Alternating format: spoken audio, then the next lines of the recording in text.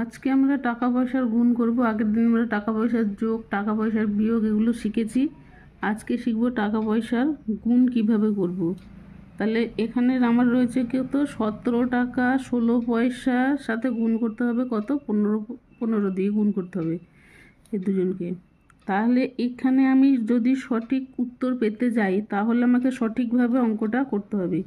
কোনো শর্টকাট প্রসেসে যাবে না, কিচ্ছু না, সোজাভাবে করবে, উত্তর সঠিক লিখবে। 17 টাকাকে যেমন গুণ করব আলাদাভাবে করে নেব, আবার পয়সাকেও কিন্তু আমি আলাদাভাবেই করে নেব। তাহলে আমার এটা 15, তাহলে আমার কিন্তু ভুল হবে না, না হলে কিন্তু ভুলভাল করে দিয়ে চলে আসবে।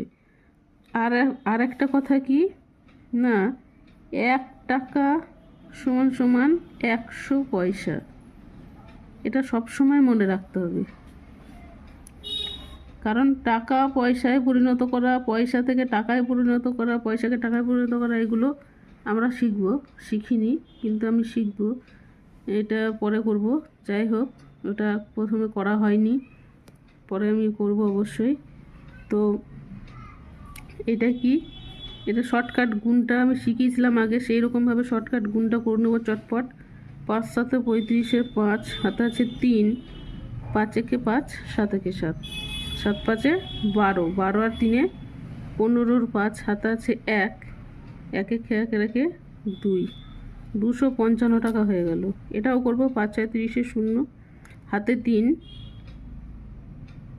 5 একে 5, 6 একে 6, 11, 11 আর 3 14, 4, 1 একে 1 একে 2 পয়সা হলো। এটা তো 255 টাকা হয়ে গেল, কিন্তু 240 পয়সা হলো। এটা 240 পয়সাকে আমি টাকায় নিয়ে আসতে হবে।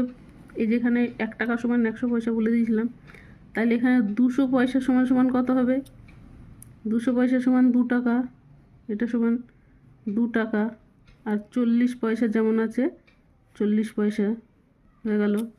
তাহলে আমার টোটাল কত হলো, নির্ণয় যোগফল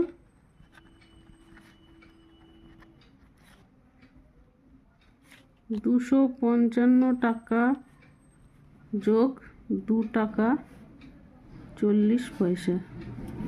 তাহলে 255 টাকা 2 টাকা 257 টাকা